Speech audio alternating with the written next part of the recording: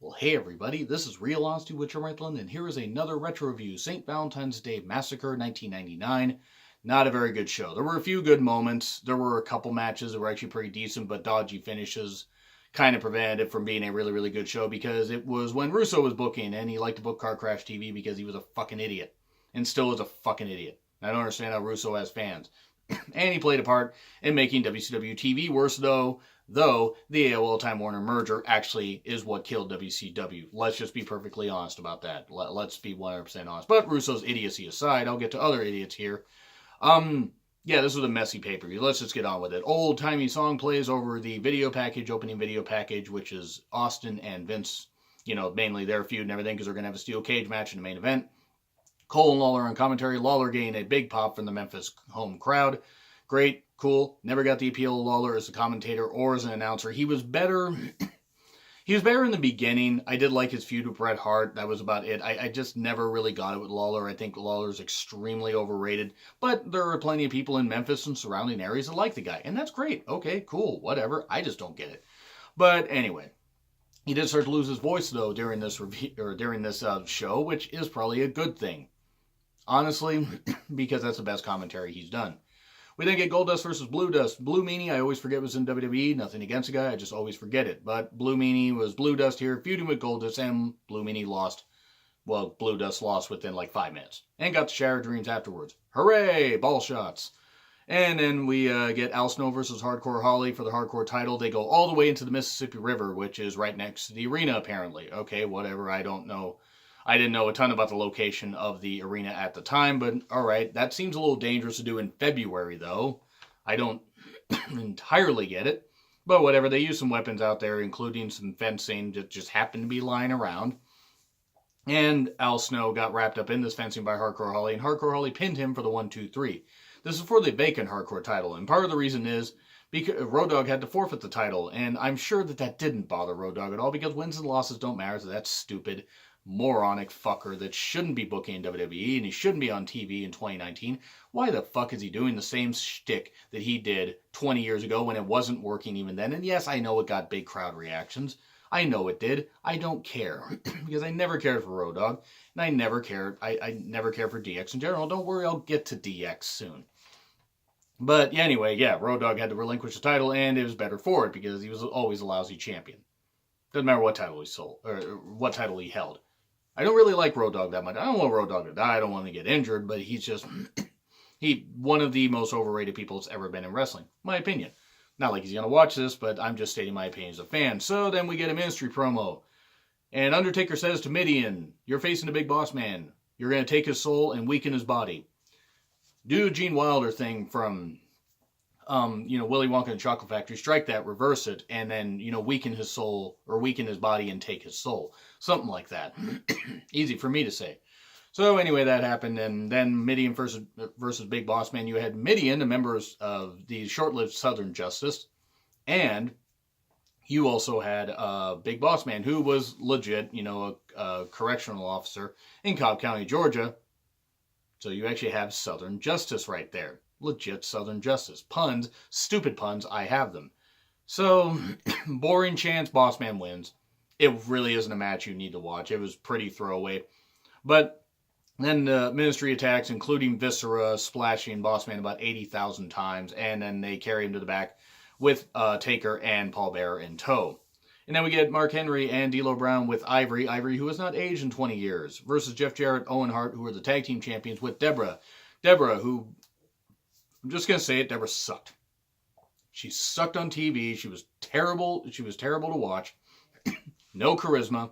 No nothing. Oh, she had big tits. Hooray! You can see that on other women, right? Other women that are actually talented, that actually look good. Deborah didn't. I will say this about the actual person. She didn't deserve to be abused by Steve Austin. That was downright terrible. That was a fucking atrocity.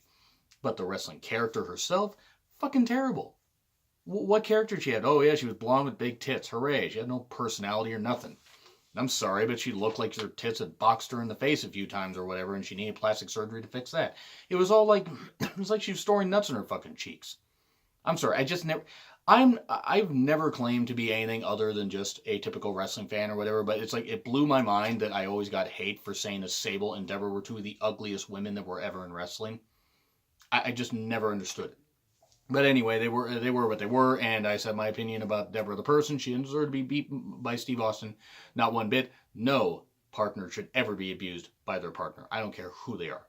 No way. But seriousness aside there, this match happened, decent tag action. Owen got, it was scary to see that this was one of Owen's last pay-per-view matches. But after a distraction, guitar shot to the knee, Jeff Jarrett still didn't draw a dime. He got a figure four, though, on Mark Henry, and got the tap out. Okay, so the chance retained. Cool. Mankind and Kevin Kelly talk about the last man standing match coming up later. Kevin Kelly doing great things in New Japan right now. He was relegated to being a backstage announcer in WWE, which is really sad. Because the guy's a damn good commentator. Shamrock versus Val Venus for the IC title with Billy Gunn as a special guest referee. Didn't like this at all. You had Ryan Shamrock at ringside, who was the kayfabe sister of Ken Shamrock, yet they were actually dating in real life. I mean, she obviously isn't his real sister. But yeah, it was ridiculous, but whatever. It was a feud that just didn't need to happen, and there were lots of rest holds. Billy Gunn would not count, Val's shoulders to the mat. Ended up screwing over Ken Shamrock with an inside cradle. The Val Venus got in 1, 2, 3. So, new champion, Val Venus, that pretty much just butchered Ken Shamrock's IC title reign, which he had held it for a few months, but it was still dumb. But then, Billy Gunn and Shamrock brawl a bit. Shamrock goes to the back. Billy Gunn runs back out to the ring, beats up Val Venus, and this would lead to, I believe, a 4 corners match, if I remember right. It was either a 3-way or 4 corners match. I may be mixing up that and the hardcore title, but I think the hardcore title was a 3. It was really, no, you know what? Actually, it was Road Dogg. I want to say it was Road Dogg, and defending the IC title, and Billy Gunn defending the hardcore title. Because that's a swerve, bro. It's a dumb swerve, by the way. But Mania 15 was pretty much, commercially, 1999, box office wise, 1999 did great things. Creatively, it was outside of a few things, it was some of the worst shit you've seen. If you think the shit now is bad, look back then and you realize that maybe we aren't in the worst time in WWE. But again, they could do no wrong. WCW did plenty of wrong, but I digress. So that happens, and then we got 3 more matches here. I almost said 6 more matches, but I was like, nope, we're on the 6th match. Triple H and X-Pac versus Kane and China, sort of a mixed tag match. Shane joins commentary and shouted a lot. This was mainly to hype up his upcoming feud with X-Pac, or his growing feud in the upcoming match they would have at Mania 15. X-Pac ends up attacking Shane. There's some good tag action in this, and it was what it was. The guys were able to make China look better in the ring than she could with the women. I mean, let's be perfectly honest. Striking look-wise and everything, she did work better with the guys. She did.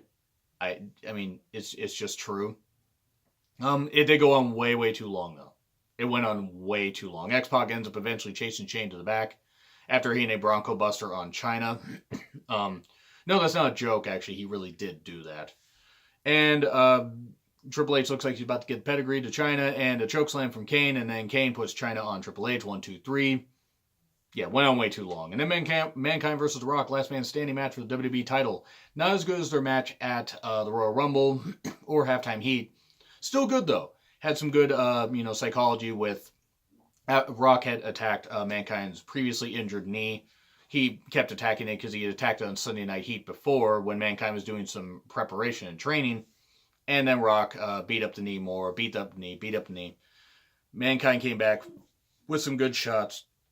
There was this terrible move, or just this horrible looking spot where Rock took the stairs and just threw him on Foley from the ring.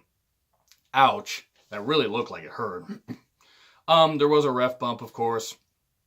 And, so after the mandible claw, Rock couldn't get counted down. And then you have Rock and Mankind knock each other out, and they both can't answer the 10 count. So there must be a winner, except when there's not. This reminded me of the AJ Nakamura thing that they did, a number of years, or just last year or whatever, in their last man standing match.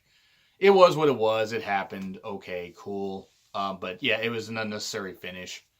But the crowd was chanting bullshit. They would do, I believe, a ladder match the next night on Raw and would actually exceed it, and Rock would win the title and stuff like that. And it was actually a pretty good match. In fact, I might actually do a retro review of that. Who knows? But anyway, Rock and Mankind taken out on stretchers, and then what you have is you have Austin versus McMahon in a steel cage match. And Austin has his title shot back, but he wants to beat up Vince, so he puts his title shot on the line. If Vince wins, then Austin forfeits his title shot.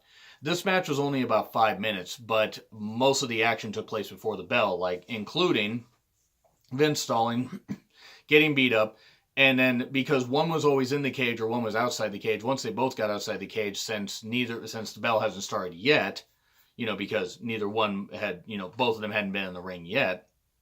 At the same time, Vince takes this horrible bump, just gets bumped, and then bounces on the announcer's table, but doesn't quite clear it. I believe hurt his tailbone or broke his tailbone. I mean, I think he might have broke it, because it's like he was legit hurt, and you could tell.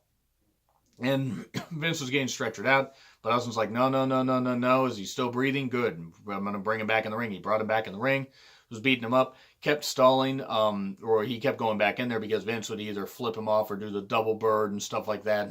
And then, Austin would beat him up some more. Vince was cut open. But then the Big Show, Paul White, makes his debut, cutting from under the ring to get out and beat up Austin.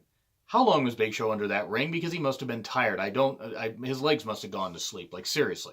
But anyway, he's the big guy. Even a normal sized guy would, I think their legs would fall asleep. So what happened, though, Big Show's beating him up. Paul White, because it wasn't the Big Show yet. Throws Austin into the steel cage wall, towards the entranceway, which breaks away, and then Austin just falls to the outside. So great plan there, Vince. Great debut for Big Show. He looks dominant for a second, and then looks like a goddamn goof because he throws Austin right there. So yeah, Austin won, and it was the right call, but it was just so ridiculous and everything. This pay-per-view, not very good. There were a few good moments, but yeah, pretty shit pay-per-view. But anyway, agree, disagree with what I said. What are some other retro reviews you want me to do? You want me to review the David Von Erich Memorial show from 1984? Good, because I'm going to. Seriously, though, if you guys want me to review some, let me know in the comments. 5, 10, 15, 20, 25, 30, 35, or 40-year reflections I'll do.